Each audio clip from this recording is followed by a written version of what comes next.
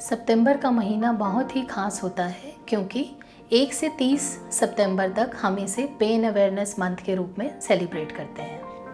नमस्कार, आज इस पेन अवेयरनेस मंथ पे दोस्तों बात करते हैं जिस बीमारी से हम पिछले 2 साल से सफ़र कर रहे हैं, वो है कोविड और पोस्ट कोविड सिंड्रोम के बारे में। नाउ व्हाट इज़ एक्यूट कोविड-19? According to the NICE guidelines, वो सिम्टम्स जो कि 4 हफ्ते तक चलते हैं उसे हम एक्यूट कोविड-19 कहते हैं। नाउ व्हाट इज लॉन्ग कोविड-19 या फिर पोस्ट कोविड पेन? वो सिम्टम्स जो कि 4 हफ्ते से ज़्यादा चलते हैं और किसी भी रूप में, दर्द के रूप में, साइकोलॉजिकल इम्पैक्ट के रूप में प्रेजेंट होते हैं, उनको हम लॉन्ग कोविड-19 कहते हैं। Now coming to the causes क्या होते हैं कोविड और पोस्ट कोविड पेन के बारे में? कॉजेज़ होते हैं कि कुछ एक हाइपर इम्यूनिटी रिएक्शंस होते हैं बॉडी के अंदर, कुछ हिस्टामिन रिलीज़ ज़्यादा होने लगता है, इतना ज़्यादा साइकोलॉजिकल इम्पैक्ट होता है कि पेशेंट को बहुत ज़्यादा, लगभग 60 से 70% ऑफ दी कोविड पेशेंट्स को पेन मैनिफेस्ट होने लगता है। नाउ इन दिस लॉन्ग कोविड-19 या फिर पोस्ट कोविड पेन में क्या होता है?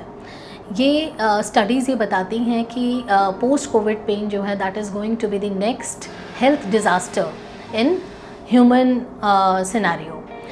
इसमें क्या होता है, it is going to be a multi systemic organ defect, different organs को इफ़ेक्ट करता है, बहुत सारे सिम्टम्स के रूप में मैनिफेस्ट करता है, जिसमें से लगभग 60 to 70% ऑफ द पेशेंट्स को पेन होता है, 70 to 80% ऑफ द पेशेंट्स में फटीग के रूप में मैनिफेस्ट करता है, कुछ क्रॉनिक वाइड स्प्रेड पेन हो जाता है पेशेंट्स को, कुछ इसमें बहुत ज़्यादा मस्कुलोस्केलेटल जॉइंट पेन्स, ये सारी दिक्कतें आने लगती हैं, पेशेंट को एंजाइटी और डिप्रेशन होने लगता है, and still we are in a evolving and a learning phase and still we have to grow our understanding on this long COVID-19. Now I would like to add something, that what are the strengths of pain services in treating these long COVID pain syndromes. Pain services को already पहले से train किया जाता है musculoskeletal system देखने के लिए, psychological impact देखने के लिए, पेशेंट के एंजाइटी और डिप्रेशन देखने के लिए। They are trained in seeing the chronic wide spread pain जो कि इस लॉन्ग कोविड में मैनिफेस्ट करती है।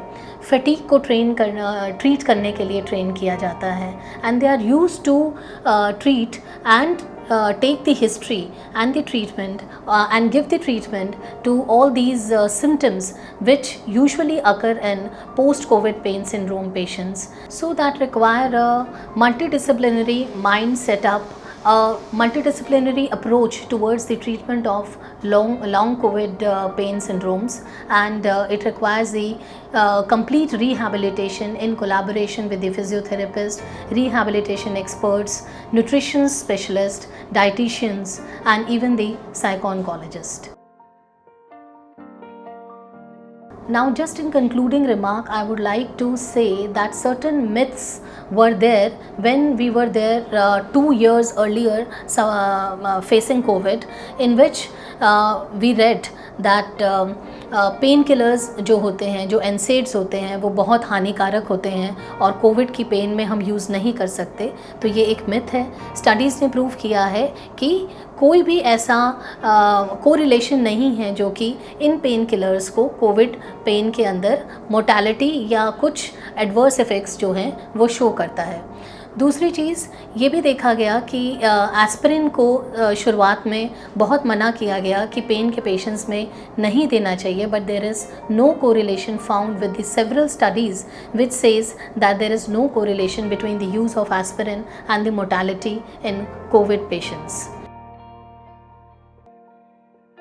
तो अंत में मैं आपको बस यही मैसेज देना चाहूँगी कि अगर आपके परिवार में या कोई भी जानकारी में इस क्रॉनिक पेन से, चाहे वो कोविड रिलेटेड पेन हो, हिप पेन हो, शोल्डर पेन हो, बैक पेन हो, हेडेक हो, इससे पीड़ित है और वो पेन हमारा 3 महीने से ज़्यादा चल रहा है, तो ये आवश्यक है कि किसी न किसी एक्सपर्ट से ज़रूर आप एडवाइस लें और अपने इस पेन पे विजय पाएँ। धन्यवाद।